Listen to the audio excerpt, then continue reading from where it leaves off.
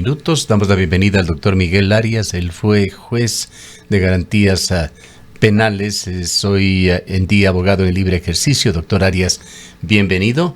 Hay una situación muy preocupante institucionalmente en el país que se replica también en el área de la administración de justicia, y quisiéramos analizar este tema. ¿Cuál es su interpretación sobre el déficit nacional de jueces? Casi 700 en una crisis coyuntural que puede también ser síntoma de un colapso estructural del sistema judicial. Buenos días, Gustavo. Buenos días, Rosana. Un saludo cordial a todos los seguidores de Antena 1. Quisiera hacer un pequeño análisis desde la perspectiva de lo que significó el sistema de justicia antes de las administraciones actuales. Recordemos aquella metida de la mano en la justicia que se dio cuando se declaró en crisis el sistema de justicia y se impuso a través de Gustavo Yal un proceso de modernización que se basaba fundamentalmente en dos ejes temáticos. Uno, mejorar la tecnología como tal, ¿no es cierto? Recuerden ustedes que se desataron las construcciones de sedes judiciales por todo el país, y la otra, la tecnología como tal. Se creó en ese momento un sistema SAGE, que se conoce en la administración de justicia, y se buscaba con esta tecnología que los procesos sean absolutamente digitales, y el lema era cero papeles. Pero esta emergencia en el sector de justicia impuso una visión unilateral, basada solamente en el desarrollo de la tecnología, en el énfasis de las estadísticas, que fueron prácticamente el centro de esta solución de la modernización de la justicia. Recordemos cómo permanentemente se proclamaba que se habían despachado tantas causas, es decir, miles y miles y miles de procesos que se habían despachado, y que eso evidenciaba de que el sistema como tal funcionaba. ¿Qué ocurrió con este proceso de modernización? Para que la ciudadanía entienda un poquito el problema, el cuello de botella en el que estamos actualmente. Antes había tribunales conformados por personas, por jueces, de manera estable, permanente. Había un tribunal primero, un tribunal segundo, un tribunal tercero de garantías penales. Eso significaba que cada tribunal podía agendar todos los procesos que llegaban a su conocimiento. La modernización destruyó este modelo e impulsó el denominado pool de jueces. ¿Qué significaba? Que se terminaron ya los tribunales pluripersonales, es decir, dominados como tal y conformados de manera permanente por jueces, y determinó que todos los jueces podían integrar un tribunal de justicia por sorteo. ¿Qué es lo que ocurre con este modelo? Digamos, A, B y C, por sorteo, tienen que conocer un proceso X. Pero normalmente los procesos no se terminan en una sola sesión. Hay procesos una cosa, un detalle que puede ser importante: estos procesos X, como usted señala, pueden requerir de diversas especialidades del juez, o son en una misma rama. Bueno, digamos en la misma rama para más o menos empezar a entenderlo. Evidentemente el proceso de especialización lo analizaremos posteriormente. Bueno, A, B y C tienen que conocer el proceso X. El proceso no termina cuando tenía que haberse, digamos, se proyectó que terminaría en ese día.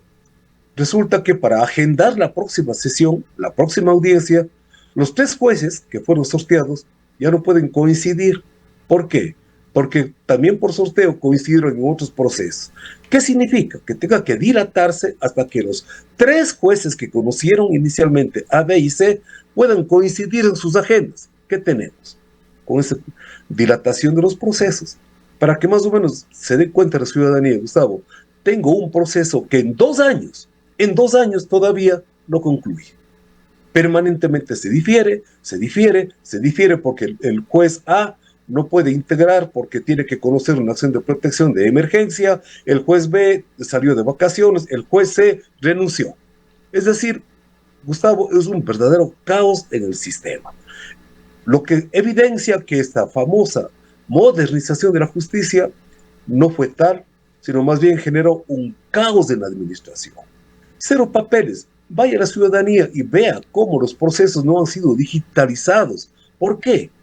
Porque no se apuntaló a que esta propuesta como tal tenga las herramientas tecnológicas necesarias para cumplir el objetivo. ¿Hay, doctor Arias, algún referente, algún indicador que dé cuenta sobre la situación de Ecuador? Es decir, un esquema comparativo en cuanto a cuánto toma la evacuación de un juicio aquí en Ecuador comparado con a lo mejor otro país. Yo podría hablar de lo que conozco, especialmente en España, en donde tuve la oportunidad de hacer una formación como juez. Allí los procesos son realmente rápidos y el principio elemental del acceso a la justicia se cumple, porque existe la posibilidad, bueno, aparte de la economía como tal, pero este sistema de justicia se supedita a los estándares internacionales de la administración de justicia. Estándares internacionales que contienen principios tales como la independencia judicial. Ojo, la primera condición para que funcione un sistema de justicia, la independencia judicial. El debido proceso, el énfasis en la aplicación de los instrumentos internacionales de derechos humanos. Los jueces españoles se subyugan a los estándares internacionales precisamente porque el ser humano está por encima de cualquier tecnología. Ahora, doctor Arias, sí, muy buenos días. Justamente en todo este contexto y frente a todas estas preocupaciones hubo una carta, un comunicado de parte del Colegio de Abogados de la SUAY dirigido a la titular de la Judicatura pidiendo justamente una reunión acá en la ciudad de Cuenca para poder analizar todas estas deficiencias y todos estos problemas. Al parecer, pocos días después, no sabemos si esto fue lo que motivó, pero ha habido cambios en los directivos de la Judicatura en el ámbito local en distintas provincias, una de ellas la provincia de el Azuay. Estos cambios permanentes también de funcionarios y todos los problemas que ha enfrentado la Judicatura a través de sus titulares, no vamos a repetir en este momento la historia, pero sabemos cuáles han sido, el doctor Terán, el doctor Godoy, cómo eso de alguna manera se traslada también hacia los distintos territorios, hacia las distintas provincias, también implica una incidencia, un impacto importante en la toma de decisiones y en el mejoramiento del sistema. Sin lugar a dudas, yo creo que esta estructura mafiosa que ha sido develada ya a través de los procesos que han sido incluso ya sentenciados, afecta gravemente el derecho al acceso a la justicia. Este acceso a la justicia que no tiene celeridad ni eficacia. Este acceso a la justicia que no cuenta con jueces naturales. ¿Qué significa eso? Los jueces que deben atender la administración de justicia tienen que ser nominados oportunamente. Ahí radica el problema, querido Gustavo y Rosana. ¿Cómo es posible que en tantos años no haya sido capaces de realizar una evaluación? No haya sido capaz el Consejo de la Judicatura de dar marcha a los concursos para llenar las vacantes que existen. Jueces que fallecieron, que renunciaron, que fueron procesados o sencillamente que salieron ya de la administración de justicia, del órgano jurisdiccional, y sin embargo no han sido reemplazados. Se ha llegado al extremo de utilizar, no sé cómo explicarme, pero los perdedores de un concurso no creo que puedan formar parte de ninguna aspiración. Perdió un concurso, pero ahí está un banco de elegibles que llama el Consejo de la Judicatura, y de este banco de elegibles ha echado mano para llenar estas vacantes en vez de impulsar los concursos. Y es más grave además porque ya ni siquiera existe un banco de elegibles, porque todos, absolutamente todos, han sido, digamos, llamados a integrar el órgano jurisdiccional. Entonces, la gravedad de esta situación radica en que el Estado, a través del Consejo de la Judicatura, no han hecho el mínimo esfuerzo para impulsar un proceso que permita al ciudadano común y corriente un acceso a la justicia con celeridad y eficacia. ¿Cómo puede haber celeridad? Me pregunto. en el ámbito laboral, no es solamente en el ámbito penal, es en todas las materias. Conversaba con un distinguido abogado especialista en el derecho laboral y él me contaba que tiene fijadas, agendadas audiencias para el año 2027, mayo, junio del 2027. Perdóname, eso es celeridad.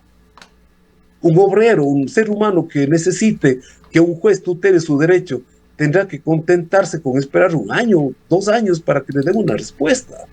No se diga en el ámbito administrativo, Gustavo, cuando alguien pretende acudir a un órgano jurisdiccional del contencioso administrativo para reclamar una vulneración de derechos por parte del Estado, ahí sí olvídese, porque son 3, 4 años que tiene que esperar el agendamiento para las audiencias.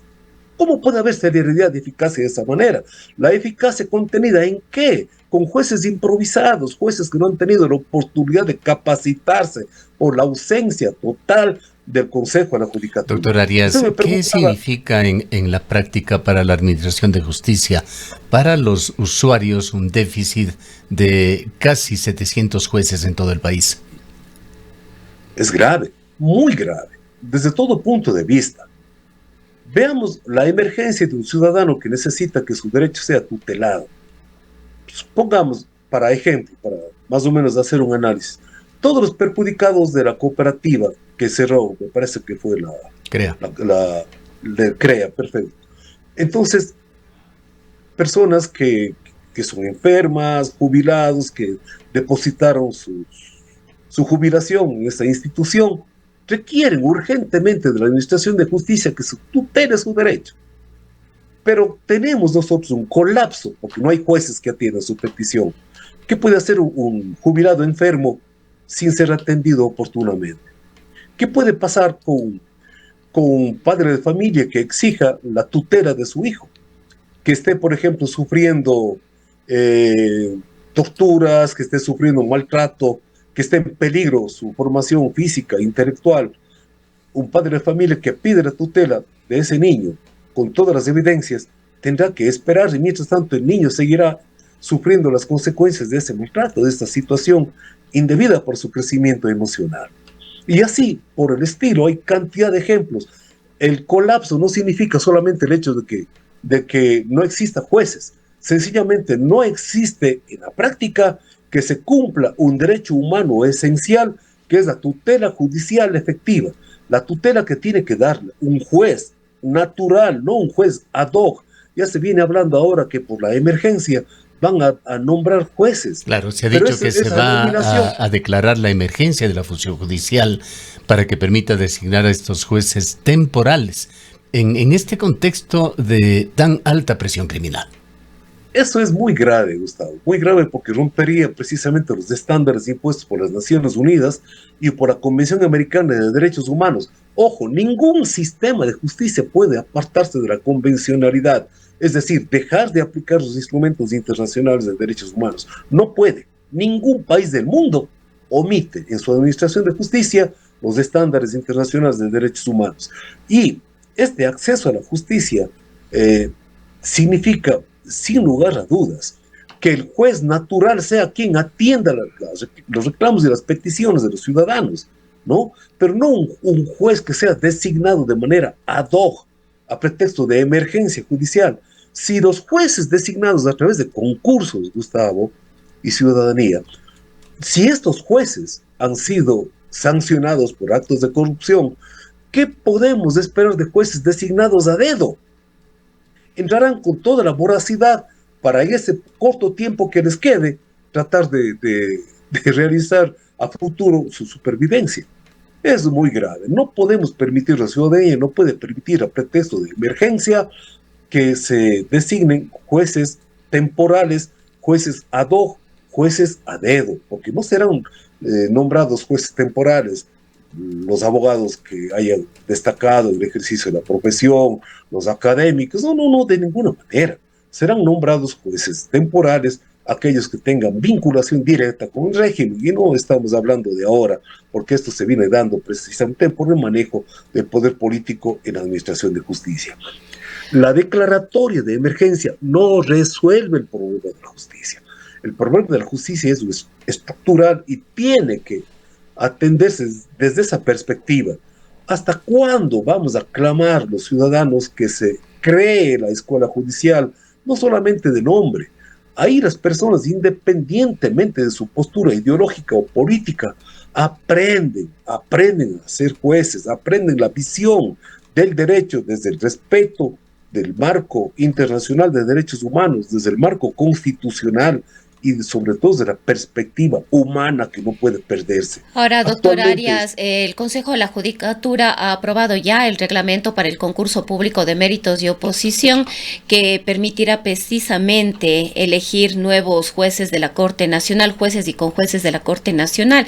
¿Ha tenido usted la posibilidad de hacer ya una revisión de este reglamento? ¿Cuáles son sus opiniones? ¿Ha habido algunas observaciones, objeciones, como siempre, a temas sensibles como estas pruebas psicológicas, estos exámenes de confianza que en algún momento podrían ser subjetivos? Hay dos elementos, querida Rosana. El primero, que no cambia absolutamente nada con respecto a la designación del más alto tribunal de justicia del país. No puede ser que se exija como único requisito que tengan 10 años de ejercicio profesional en cualquiera de las áreas del derecho. 10 años para un juez que tiene que sentar jurisprudencia a nivel nacional me parece demasiado exiguo. Es el primer elemento.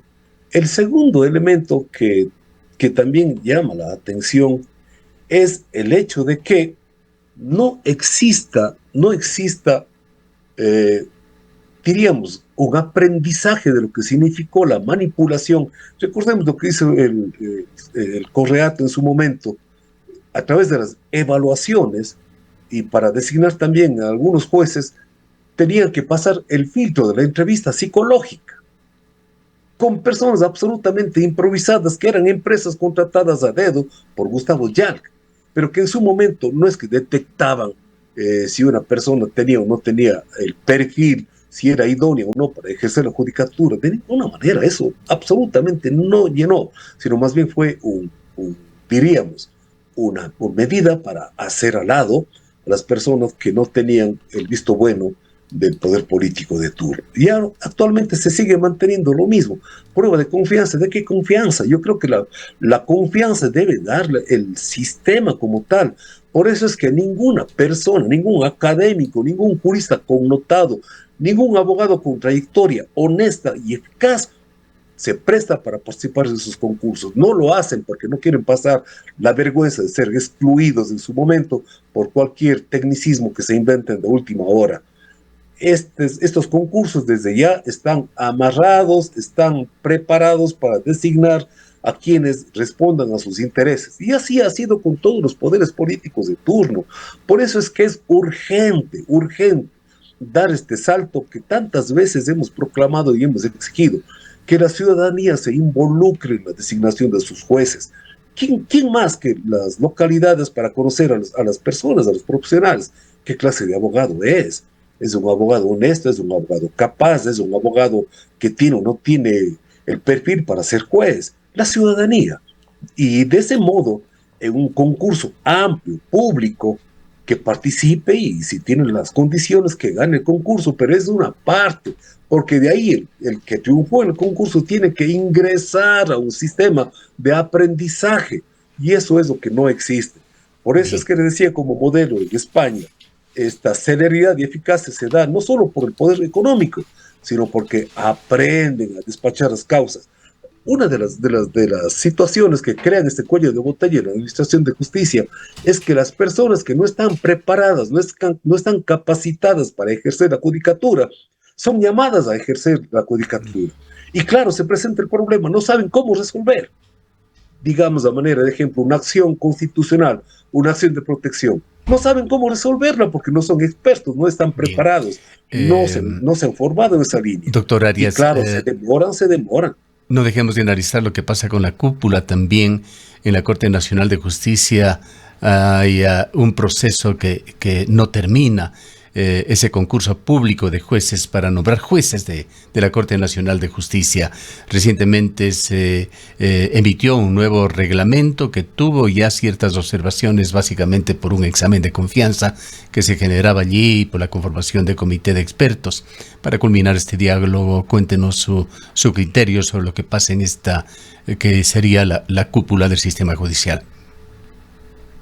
Yo creo que la estructura más alta evidencia el grado de corrupción y el fracaso institucional. Yo creo que todos apuntan a tener sometida a la Corte Nacional, silenciada, para que dé respuesta en su momento a sus intereses y a sus necesidades. No creo yo en este concurso, ni en los concursos posteriores, porque mientras no cambie la estructura, no tendremos nosotros el sentimiento de seguridad. Los organismos internacionales, los veedores, los expertos que han sido llamados a observar este proceso, ya lo han señalado, han insistido en que existen graves irregularidades, tanto en la designación para fiscal, cuanto en el concurso para jueces. Si esa designación o esa advertencia por parte de los expertos no se hace caso y no se acata, entonces tendremos a futuro una Corte Nacional como la hemos tenido en estos últimos tiempos, absolutamente inútil, que no se pronuncia, no sabe salir al frente para la defensa institucional cuando ha sido requerida por la toma del poder político, por la destrucción de los principios básicos de los estándares, como había señalado, de la independencia judicial, del debido proceso, del derecho al juez natural, de la igualdad ante la ley. No nos podemos explicar cómo unos procesos tengan una celeridad inusitada y otros procesos que tengan que dormir el sueño de los justos. Eso no es cumplir con los estándares internacionales para la administración de justicia impuesta por las Naciones Unidas y la Corte Interamericana de Derechos Humanos. Para finalizar, doctor Arias, y pasando a otro tema, quisiera una breve observación suya, un breve comentario sobre esa aparente cooptación que se está dando en uno de los hospitales más importantes de aquí de Cuenca, el hospital de Elías José Carrasco Arteaga. Esa es una evidencia más del deterioro institucional, mi querido Gustavo. Se ha advertido permanentemente de la presencia de mafias y, sin embargo, estas mafias no han sido erradicadas de esas instituciones. No solamente en el José Carrasco Arteaga, existe en todo el país el peligro inminente de que no cambie absolutamente nada porque las mafias están tomadas. Ingresan con armas, amenazan a los funcionarios. Si no me das el contrato, atente a las consecuencias. Y nadie reacciona. ¿Qué esperamos? ¿Qué esperamos, Gustavo? Que se elimine a alguien que está haciendo en la auditoría, como ocurrió en la ciudad de Quito, alguien que auditaba en una de las universidades. Igual va a pasar aquí en el hospital. Aquel que se oponga a los intereses de las mafias deberá ser eliminado. Ya no solamente destituido del cargo, sino eliminado físicamente. Y no se hace nada. Es una situación realmente desesperante porque no vemos que estemos siendo protegidos por el Estado, quien tiene la obligación de defendernos, de desarrollar mecanismos para que este tipo de amenazas no se den y que se fortalezca la institucionalidad. Si se acaba la institucionalidad, habíamos señalado en muchísimas ocasiones, ¿de qué sistema democrático estamos hablando? Estamos viviendo prácticamente un Estado mafioso, un Estado narco que es el que se está tomando todo, absolutamente todo, desde el más pequeño espacio institucional hasta el más grande, porque los contratos son su alimento permanente. Y en esta situación tan compleja, difícil de entender a momentos, doctor Arias, sabiendo que toda persona tiene derecho a ser defendido por un abogado. El derecho a la defensa es una garantía básica del debido proceso. ¿En qué medida sorprende que el expresidente de la Corte Nacional de Justicia, el doctor Iván Saquicela, haya asumido la defensa de una de las personas más polémicas en este escenario de Cuenca y del IES, la dirigente sindical Rosa Argudo? Realmente hay principios, ¿no? El principio de presunción de inocencia se impone. Deberíamos creer que Rosa Argudo es inocente. El derecho a ser defendida, el derecho de defensa. Sin embargo, yo creo que hay una situación más allá de lo ontológico. Tiene que existir una postura deontológica. Si hemos escuchado a quien fue presidente de la Corte Nacional de Justicia permanentemente pronunciarse contra la corrupción y levantar el estándar de la justicia y levantar incluso en su candidatura propuestas diferentes, ¿no es cierto?, para la administración de justicia y para la sociedad. Entonces sí resulta por lo menos incomprensible desde esa propuesta que él mismo la ha hecho públicamente, incomprensible que asuma la defensa de una persona que está muy cuestionada y con elementos que apuntalan a una responsabilidad y a un manejo mafioso de uno de los hospitales más queridos de la ciudad de Cuenca. Bien, le agradecemos mucho por su presencia, doctor Arias. Con todo gusto, un honor, Gustavo. El doctor Miguel Arias fue juez de garantías penales. Son las 8:38 minutos.